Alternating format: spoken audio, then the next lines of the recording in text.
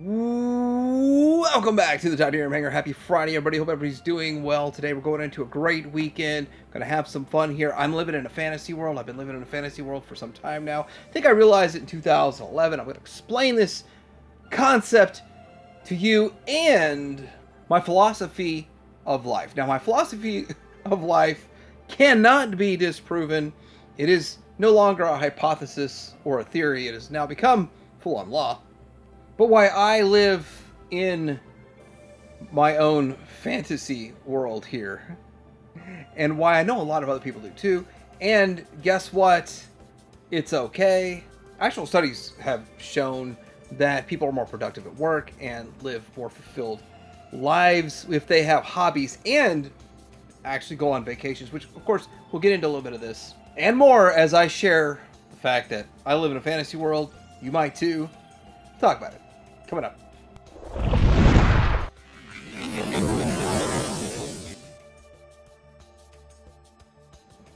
Alright, so we'll start with my philosophy of life that cannot be disproven. It's impossible. Life sucks, then you die, really, right?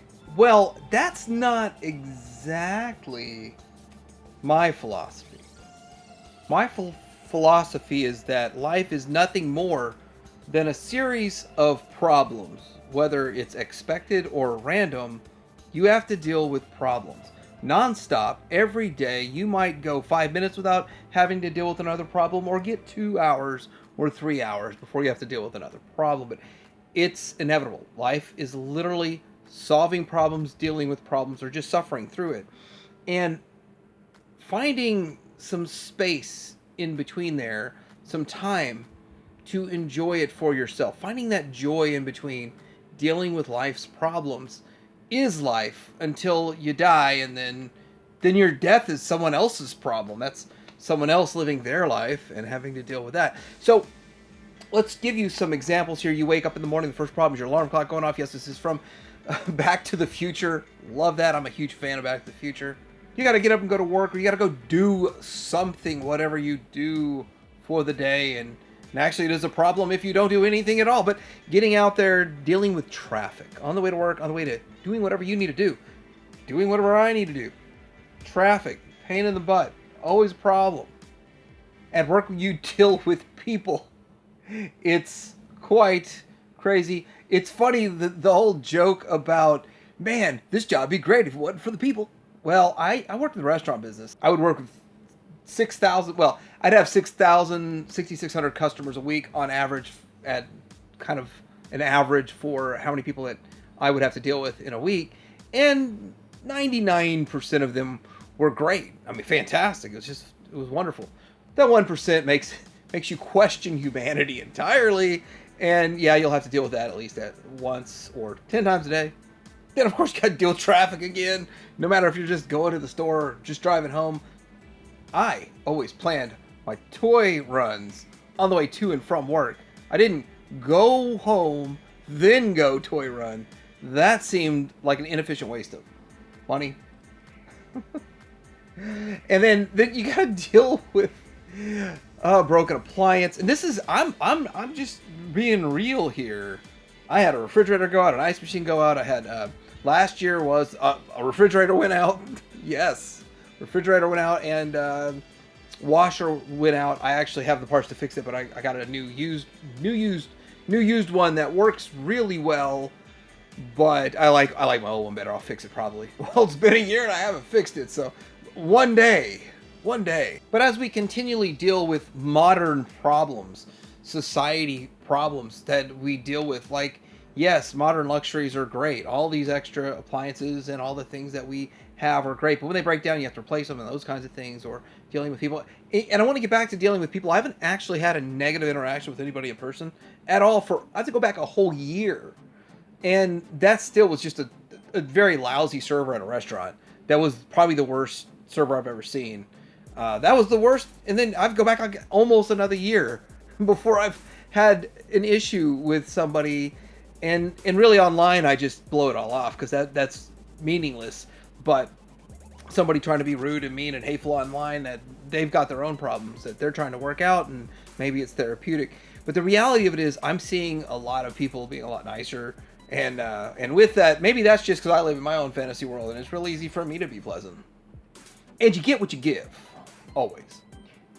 Now, I used to work a job that was a minimum of 10 hours, usually 11 and a half to 12 on a usual day. And then, of course, holidays. Every holiday, except for Christmas, was 12, 15, 17, and occasionally 19-hour days. And quite miserable, actually. Like, if you heard, just name a holiday, and it's just like, ugh, Easter, ugh, Mother's Day, Father's Day, President's Day, any Monday holiday. But I would chisel out some time to collect my Masterpiece Transformers. And when I passed on this, it's like, I'm not paying $200 for this, and then $70 per figure pack. This was $120 at Toys R Us for all 5 cassettes and the figure and a lighter coloration, so the dark coloration, which I liked. The one they're coming out with now, they're reissuing, is even lighter coloration than this. But I gotta say that this was an excellent value, and I took the time to go get it. I was in my own fantasy world. My kids were jumping around, just splashing in puddles as we were waiting to go in, and I didn't even care. I was like, they're having a good time. I'm having a good time. We're building these memories. They still remember that day. It was so much fun for all of us. And then we got it. Now, I didn't open it because I had other things I had to do, and it was like another couple of weeks till I had a day off to open it. And then, of course, 5 minutes into opening it with my kids is a big thing, too, that I got called back into work unnecessarily. That was so outraged. I mean, those kinds of things that pull you out of your little fantasy world. I couldn't understand why I was so outraged at the people that couldn't perform their job. I mean, I was okay with it so many other times, but the fact that I was engaged in this really outraged me, and then I figured something out. You know, the one thing that you can't get more of, or you can't replay, you can't go back and change, is time in your life. Minutes, seconds, hours, days, years, decades of your life. You can't get it back. You can make the conscious choice now, going forward, to change that. Now, I can't remember if this was before or after that situation, but it was very close to that situation. And I started having kind of a revelation about this as I was driving to buy someone's collection. It was on a country road. It looked like pretty much every country road. And I felt like I drove for an hour and a half. I don't know exactly how long I drove. But one thing that put me into kind of a fantasy was the fact that I plugged in this soundtrack to Transformers the movie. I thought it would just be really cool to get the soundtrack. I just want to dare and touch. But I didn't understand that it would have all of the background music songs. I listened to every second of that. I thoroughly enjoyed it, and it actually put me into a bit of a fantasy world. While I was driving on this track, my phone stopped ringing. I lost cell service. And I realized that, like, this was one of my favorite days of my life. No stress. Nobody can bother me. I can't be contacted with nonsense from work. And at the same time, I'm kind of engaging in the childhood, which we'll get into, why fantasy world, childhood, all of that comes together. But yes, this is where I got the beginnings of understanding why I was collecting. Because I actually just went through the motions knowing I wanted to buy some toys and collect stuff, and then Masterpiece came along. That's what I really wanted. And I mean, I've been down that road a lot. But this felt like a new road. I started getting backgrounds together for my displays, which, yes, you look at this, oh, Mike, your collection's a mess. I actually just read somebody talking about why spend all this money if your collection's a mess. I'm cleaning it up a bit. But the backgrounds, this whole area only had 10 figures total when I first started with displaying this stuff. But the background, I had to make it feel like they were walking out of the cartoon. I had to create this fantasy world environment. And I have to say that for the last decade, even longer, this has been an inspiration to me. Not just this shelf. I think this shelf has been the biggest inspiration to me. I just feel like it came out better, it came together a little bit better. I started utilizing new elements in the display. But from my angle, I don't see the bare wall part is not visible from where I look at it from, just to get the picture. It is what it is. Anyway, plug in Fans Toys Devi. We'll be talking about that here in a little bit, but the fact that I can create this fantasy world for myself when I make these videos, or heck, when I'm just having a rough day, looking at it makes me feel so much better. It pulls me back into my fantasy world and out of a little bit of that reality that sucks. I have had fun with sharing in this. When people send me their pictures for my 1,000 subscriber special updates, this is one of the most fun times that I have, is seeing what other people have done, stealing their ideas. Yeah, I do. I steal their ideas, but that's the whole point, to give you ideas, to stimulate you, to get you excited about your hobby again, see what other people are doing, and you're not the only person collecting, right? And some of this stuff is just next level mind-blowing. And it's impressive. And, you know, sometimes I'm like, wow, maybe I have to redo it all and invest thousands and thousands into redoing it. A lot of the time, it doesn't take a whole lot, maybe $50, $200, and a little bit of ingenuity, and you can really have a popping, amazing display. But it's taking you out of reality for that little bit of time. The reality of it is as you're building your displays, it is a real pain in the butt sometimes, but the end result is almost always worth it. Almost. When I make videos, usually the news videos, I'm still intrigued by other people's photography. I'm nowhere near that good. My lighting, I struggle with lighting. Gotta learn some tips on the lighting and stuff. But so many people have so many great pictures in the background. And what a lot of this stuff does is it sort of engages your childlike curiosity about life. And you go back to a time when there really were no limits. I mean, 40 years of society putting a box around your mind and your thinking, even though you're told to think outside the box. Societal norms create a box around your mind for thinking. So being able to live in a fantasy world, you shatter that box. Go back to 1984, when I was a kid. Being a kid, actually, you are probably the most able to create that fantasy world around you. And although we don't see it a whole lot with kids these days do the same exact thing.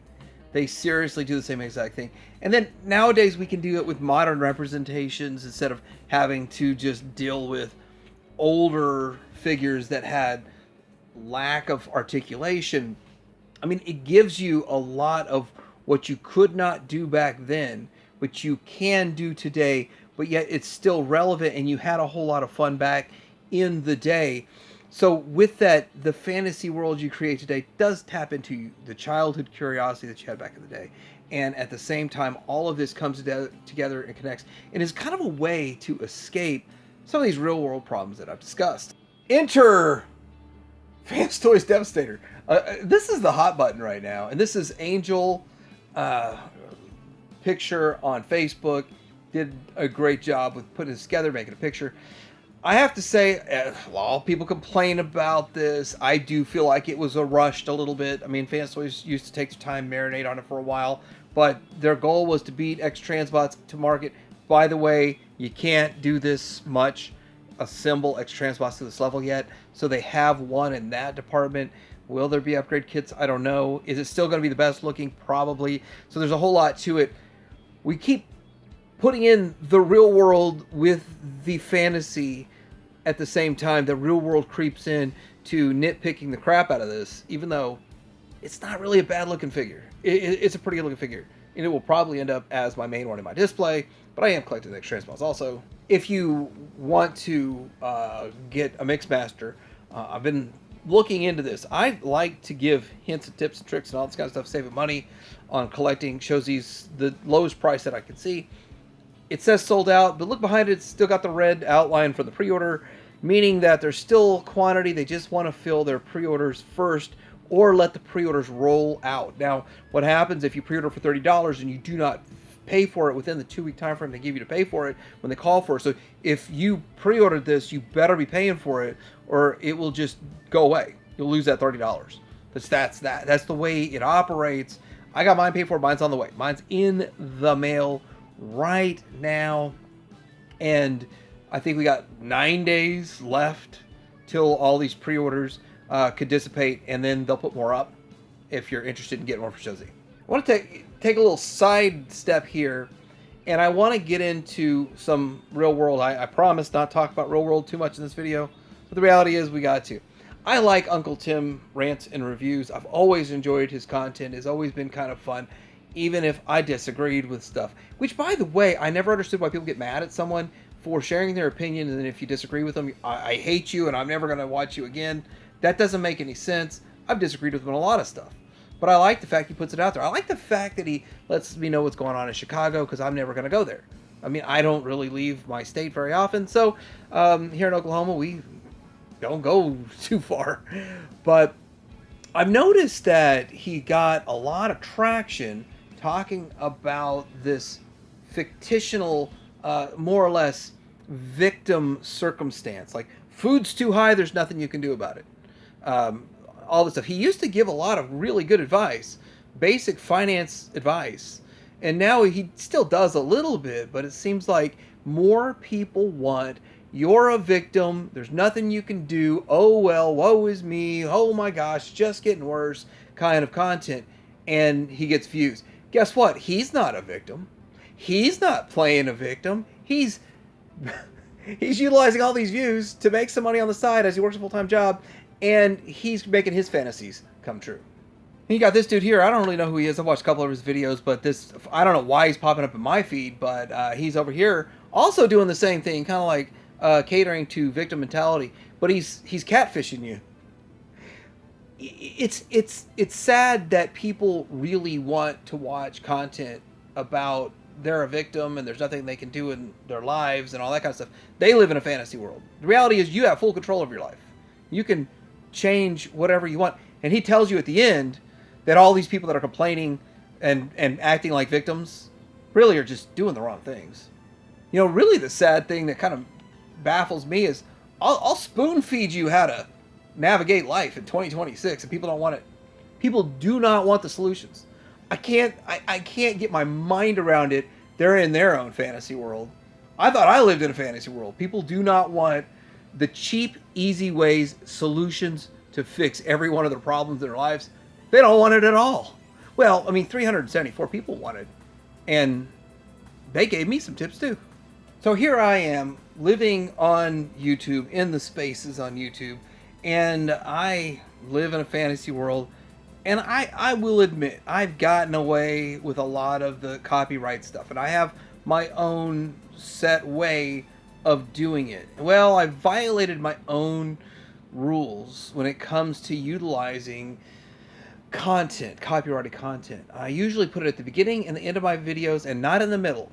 And then every, I don't know, 1 in every 150 videos, I get a copyright hit, and I just hit delete. Well, this got caught by the bots in this last Sunday video, the news video. But I really wanted to show the Killing Jar episode. And with that, I mean, I'm here living in my fantasy world. I'm thinking, hey, I'm engaging other people that are going to love it in their fantasy world. 31 seconds. And of course, I got flagged. I had to re-edit it, take it down another hour and 20 minutes of work. And I really didn't have time for that, but I did it anyway, because it just meant that much to me. I mean, it really would have made no difference. I could have just cut the whole segment, just not talked about it. But it made a difference to me in my life.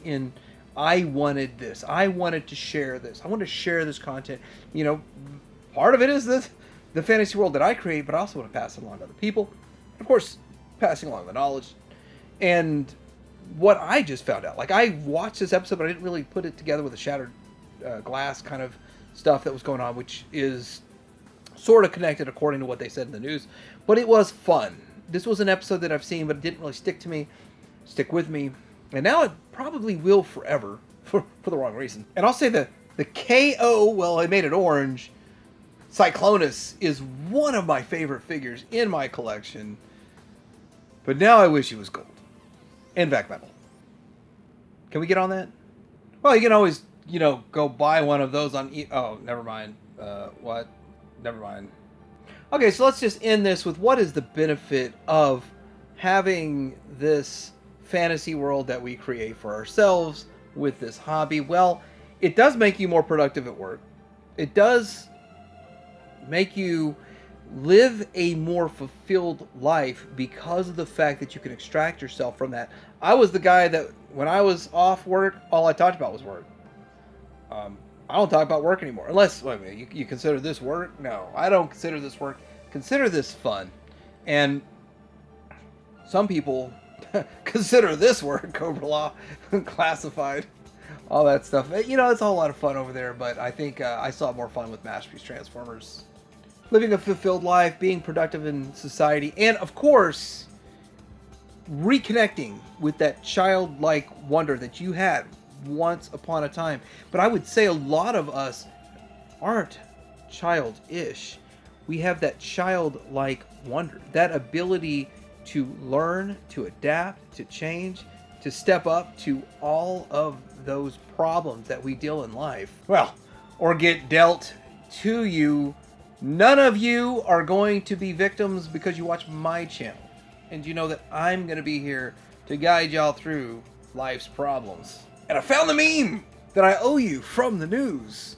Mother's Day is like fine dining, whining and dining. Father's Day is TV dinner, Salisbury steak. Let me know what you guys think about this concept. Do you feel like you do utilize this hobby as escapism? I will apologize to all of you who utilize this as escapism. I will continue on this channel to be escapism. The reality is like, this is priced a little too high. As cool as the figure looks, I'm gonna wait to get a deal on it at Target. That's my real world entry into this for the most part. But I do feel like we need that escapism so that we can be more productive and powerful in the other aspects of our life. But if you're truly not having fun collecting, then all of it is a waste. So let's have some fun here at the Tidarium Hangar. Let me know in the comments below. Did this help you? Did this confuse you? Guess what? I might have more confusing videos coming in the future. Like and subscribe. Tidarium Hangar out.